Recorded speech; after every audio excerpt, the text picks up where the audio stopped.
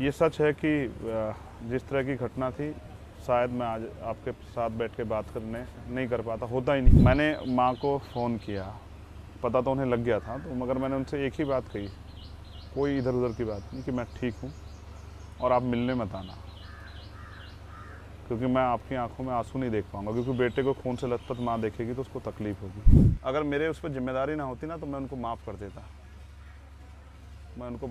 और भूल जाता कि मेरे साथ कुछ हुआ था। तो हमारी 3 साल की पार्टी है, 20 में बनी, 2023 चल रहा है, हमें पैरों पे खड़े तो होने दो, अभी तो घुटनों पे भी नहीं आए। 4 दिन पहले आप चलती गाड़ी में जा रहे थे, अचानक आप पे गोलियां चली और इसे किस्मत ही कहेंगे कि आप हम बैठे और बात कर रहे हैं। तो ये जो घटना हुई, इस हमले में आप बच गए, इसे आप किस्मत मानेंगे, चमत्कार, या फिर कुछ और? देखो, मैं इसको, जो दुआएं मेरे साथ हैं लाखों करोड़ों माओ बहनों की, हमारे नौजवान भाइयों की, और जो उनकी उम्मीदें हैं, मैं उनकी उम्मीदों की जीत मानूंगा और उनकी दुआओं का असर मानूंगा, प्रार्थनाओं का। ये सच है कि जिस तरह की घटना थी शायद मैं आज आपके साथ बैठ के बात करने नहीं कर पाता, होता ही नहीं। लेकिन ये भी सच है, मुझे ऐसा लगता है कि जो काम कुदरत मुझसे लेना चाहती है वो भी पूरा नहीं हुआ, क्योंकि जिस कुदरत ने आपको जन्म दिया, जब तक जिस उद्देश्य के लिए आपको उन्होंने जन्म दिया, भेजा, अगर वो पूरा नहीं होगा तब तक जो है वो आपसे काम लेती रहेगी। तो मुझे लगता है कि अभी मेरा काम अधूरा है और इसलिए मुझे जो है मौका मिला। हम देख रहे हैं, मैं सुबह से यहाँ हूँ, बहुत से लोग आपसे मिल रहे हैं और आपका हाल चाल जान रहे हैं। आप सबसे यही कह रहे हैं कि मैं डरा हुआ नहीं हूँ, हम आगे काम करेंगे। लेकिन आपका जीवन सिर्फ राजनीतिक या सामाजिक नहीं है, एक पारिवारिक भी है। क्या जब इस घटना के बाद, इस हमले के बाद पहली बार आपके परिजनों से बात हुई, तो क्या इस भरोसे के साथ आप उनसे भी यही कह पाए? उनके डर को आप कैसे दूर करेंगे? क्योंकि एक पत्नी की भावनाओं को, एक बहन की भावनाओं को आप कैसे समझाएंगे? ये बड़ा कठिन सवाल है, मैं कभी व्यक्तिगत सवालों पर जवाब नहीं देता, लेकिन मैं आपको सीरियसली बताता हूँ, क्योंकि ये वास्तविकता में लोगों को इसका एहसास होना चाहिए।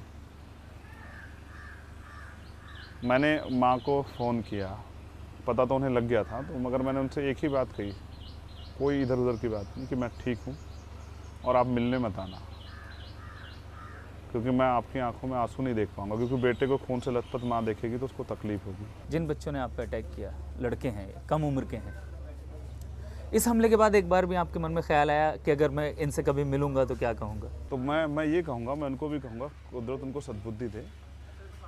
हिंसा किसी चीज़ का रास्ता नहीं है। उनको मुझसे कोई शिकायत हो सकती है, लोकतंत्र है, विरोध आलोचना के लोगों को तैयार रहना चाहिए, और अच्छे बुरे सब तरह के लोग हैं। जहाँ उन्होंने ये किया, वहीं उस समाज में भी मेरे प्रति पीड़ा है। जिन लोगों ने, जो उनमें उस समाज में संघर्ष आए, उनको भी एहसास है कि संघर्ष से आने वाला व्यक्ति कैसा होता है। मैं किसी के विरोध में नहीं हूँ।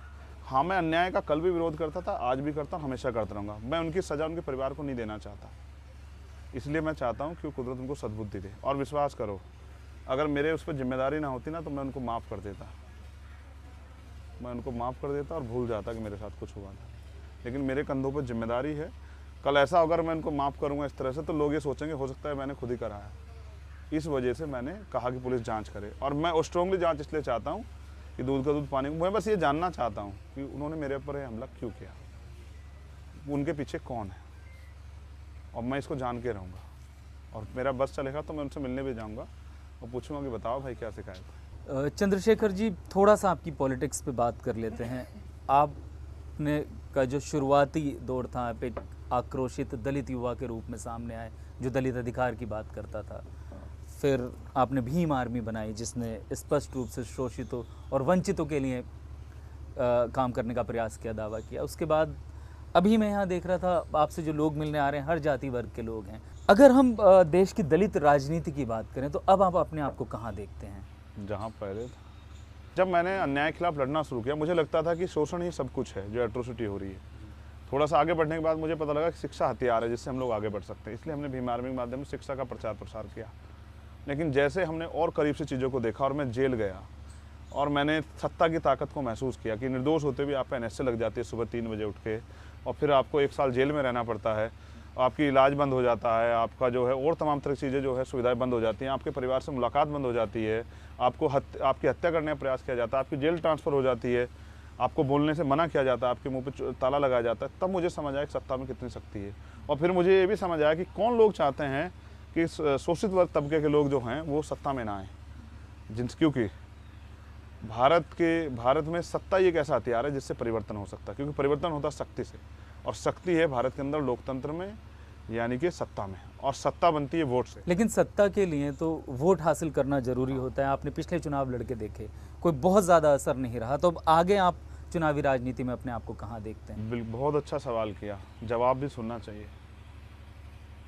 कांग्रेस कब बनी, क्या आपको एहसास है? और कांग्रेस सत्ता में कब आई? आरएसएस कब बनी और सत्ता में कब आई? बीजेपी कब बनी और सत्ता में कब आई? अन्य पार्टियां कब बनी और कितने हमारी पार्टी के जिस चुनाव की बात आप कर रहे हैं वो हमारी पार्टी 2020 में बनी, और 2 साल तक लॉकडाउन रहा, लोग मिल नहीं पा रहे एक दूसरे से, राजनीति तो बहुत दूर की बात है। तो हमारी 3 साल की पार्टी है, 20 में बनी, 2023 चल रहा है।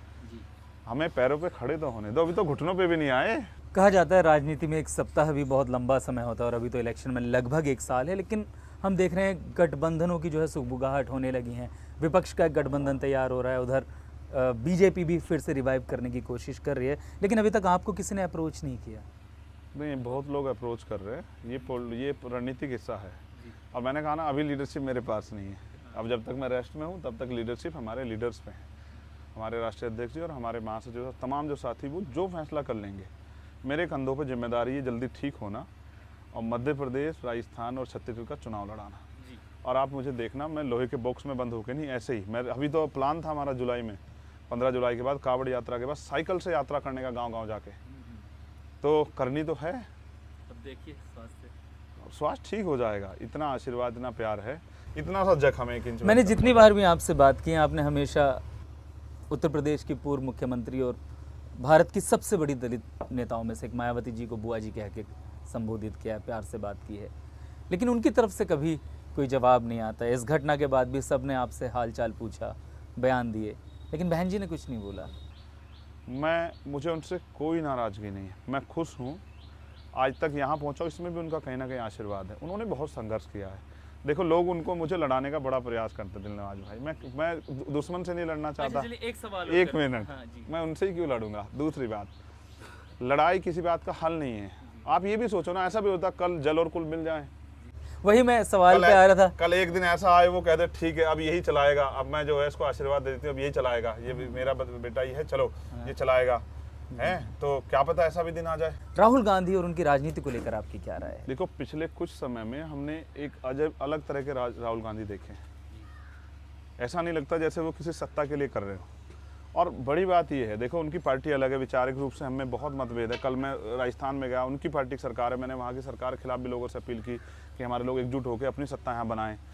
लेकिन सच ये है कि मैंने जब उनका फ़ोन मुझ पर इस बार आया मेरे कष्ट के समय में, तो मैंने उनसे ये कहा कि भाई आप मणिपुर जा रहे हो और मणिपुर के हालात अच्छे नहीं, आप अपना भी ध्यान रखना। अच्छे नेताओं को देश को अच्छे नेताओं की ज़रूरत है। क्या आपको लगता है जो विपक्ष एकजुट हो रहा है, विपक्ष आज की जो भारत की राजनीतिक पोजीशन है उसमें अगर हम देखें, जो एक ताकतवर सशक्त बीजेपी, उसके सशक्त ताकतवर नेता नरेंद्र मोदी, जिनकी अपनी एक छवि है, और ये कहना गलत नहीं होगा कि लगाओ, उनका अपना एक प्रभाव है। हाँ, अभी उनको हराने में विपक्ष सक्षम हो पाएगा। कर्नाटका में देखा तो कोई गठबंधन नहीं था, एक सिंगल पार्टी ने हरा दिया भाई। देखा नहीं आपने? दिल्ली में नहीं देखा आपने? तो आपको लगता है विपक्ष मिलकर गली प्रचार करे फिरे? अब मैं क्या कह रहा हूँ, जनता के विश्वास बनने की बात है। जिस तरह से बीजेपी धार्मिक एजेंडा लाके लोगों में बंटवारा करती है, और जिस तरह से जो सबसे जरूरी है धन बल की राजनीति वो कर रही है कि पैसा दे के चुनाव से पहले लोगों को खरीदने का काम करे उनकी वोट का। इसकी वजह से, क्योंकि लोग भूखे मर रहे हैं, इसलिए बिखराव। 80 करोड़ लोग कौन है जो सस्ता राशन ले रहे हैं? जिस दिन जनता का अलायंस बनेगा, महंगाई, बेरोजगारी, उत्पीड़न, अन्य अत्याचार, तानाशाही, लूटपाट, अपराधीकरण के खिलाफ, जो जिस तरह गरीबों की जमीन का, इसके खिलाफ जब अलायंस बनेगा जनता का, आप देखना एक झटके से उखाड़ फेंकेंगे। अगले 10 साल में अब अपने आप को कहाँ देखते हैं? ऐसे ही मिलूंगा आपको कहीं किसी खाट पे, किसी उस पर बैठा हुआ। लेकिन हो सकता है कि मेहनत की वजह से दायरा बहुत काम का बड़ा हो चुका हो और काफ़ी जगह पे आज़ाद समाज पार्टी के लोग सरकार बना भी चुके हैं, सरकार में शामिल भी हों और जनता की सेवा कर रहे हों, लेकिन रहूँगा ऐसा ही।